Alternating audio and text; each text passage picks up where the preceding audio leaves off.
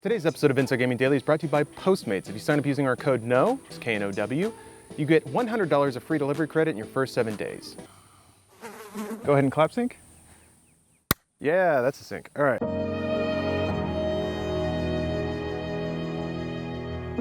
Hi everybody, I am James. I'm Elise. What's up, Squirt? I don't like this. I don't appreciate this. We are coming to you live from a Windows XP wallpaper. Yeah, and no, this episode is not about Lawrence's high score in 3D Space Cadet pinball. Yeah. He loves writing these scripts, very specific. Actually, this episode is specifically for everyone who doesn't understand a Space Cadet reference. Because we got some spicy Fortnite drama coming to you. Muy caliente. Yeah. Lots of players hate a new update, and they're asking, well, actually demanding that Epic change it back. What is this, Facebook? Or any social media platform ever? Or basically anything that's changed in the history of time and people always say change? Fortnite on Facebooks now? Probably they must. They have everything else. They definitely have conspiracy theories. Some high-profile players really don't like the new version 8.20 update, including some of its biggest stars like Ninja. A few days ago, some of them even played Uno for a night instead. What a weird way to protest. So did they remove the floss dance or something? I'm not seeing enough movement! Lawrence, what's pissing everyone off? Yeah, we gotta roll it a little bit back to explain it. So it basically involves the age-old problem of catering to new players versus the hardcore, the people who understand the game a lot. As usual, casuals are ruining everything, like these people who don't understand my high scores in 3D Space Cadet pinball. You gotta light everything up and then fuel your ship and then you take it off, but you gotta do that like it. Anyway, so back in February, Epic added the 7.4 patch, which made some big changes to the standard game. Those included giving players 50 effective health every time they killed an enemy or eliminated someone. Sorry, this is a family-friendly game. Enemies also dropped 50 of each material when they were eliminated. Got rid of the 500 cap on resources, and your harvest rate was increased by 40%. Basically, less time harvesting, and every time you killed somebody, it let you roll that over, so you got a little boost of momentum every time you dropped. What is this, a game for children?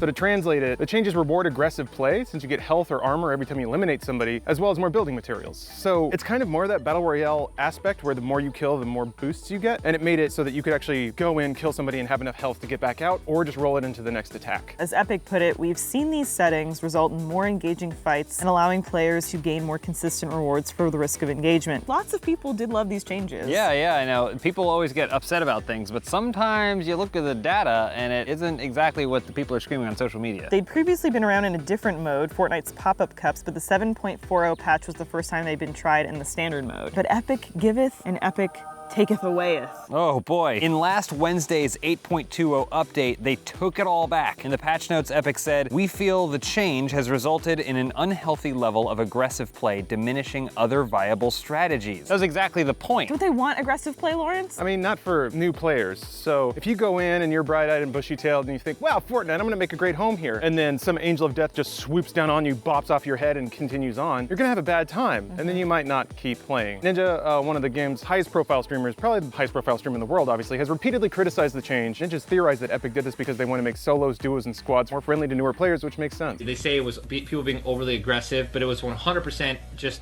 they want to make solos, duos, and squads a place for like safety for like the newer players, which is why they've released Arena Solos and Arena Duos simultaneously with this update. And while the older aggressive settings are still available in Arena mode, Ninja said the changes will make it harder to find games at higher levels. Well, if Ninja said it, it must be true.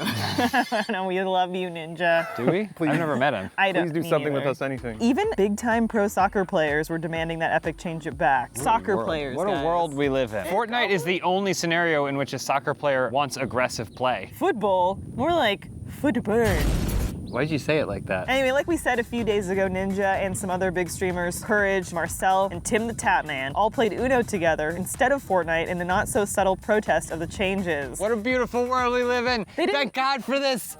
Thank God for this. Let's maybe dig into why Epic did this in the first place, because I'm sure they have their reasoning. Yeah, as Lawrence said, it could be a move to try and attract newer and more casual players to the game. And some people actually think Epic is trying to split Fortnite players into two different modes. Casuals playing standard and hardcore players in Arena. The site Fortnite Intel said that ultimately that could be a good thing, writing Epic moving toward a split in casual and competitive game modes is something Fortnite has needed for a long time. This may not be the way to go about them, but I do think this speaks to a positive trend for Fortnite as a whole. And this would hardly be the first update that's been accused of permanently ruining the game. Yeah, right, Lawrence? Yeah, sorry, I gotta Gotta roll out my selfie arm. So yeah, this happens a lot with MMOs as developers try to constantly adjust balance and fix what they got wrong. Sometimes they get it right, sometimes they don't. The biggest example of this, we're throwing it way back here, further back than Space Cadet 3D Pinball or whatever. So this is the new game experience update to Star Wars Galaxies. This was back in 2005. They had video games back then? They did, it's weird.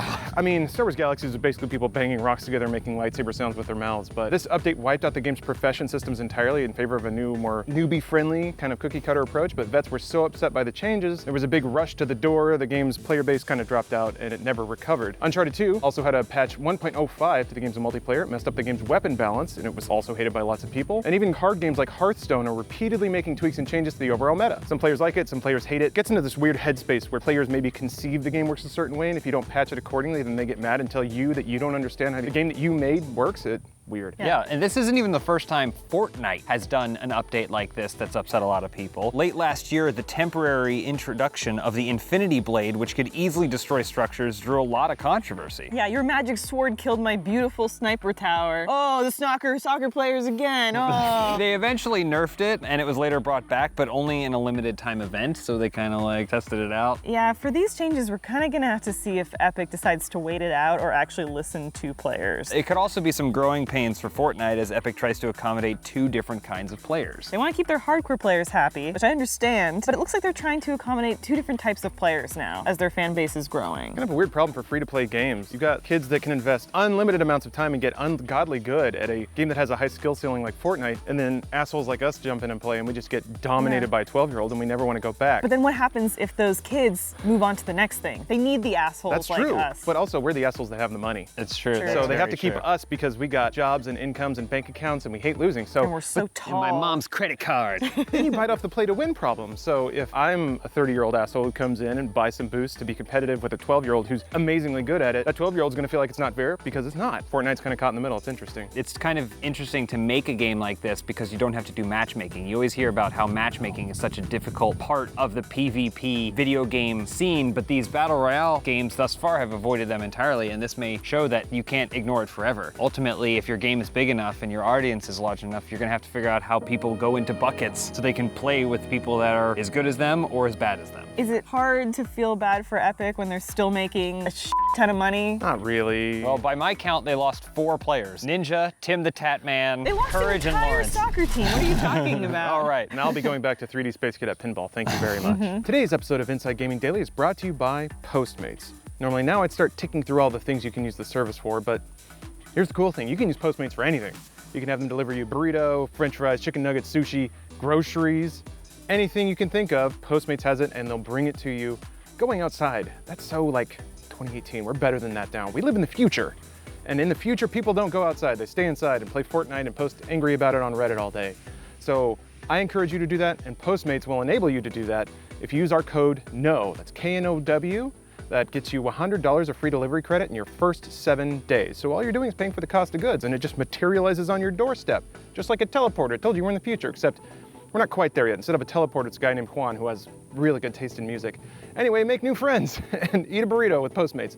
Thank you for the sponsorship. Once more, that's code KNOW, K-N-O-W, for $100 of free delivery credit in your first 7 days. Thank you, Postmates. New pinging world. Kids love it. Kids love volcanoes and pirates. I mean, demonstratably, it looks like players are coming back to Fortnite to check out all the new goodies, all those new skins and shit.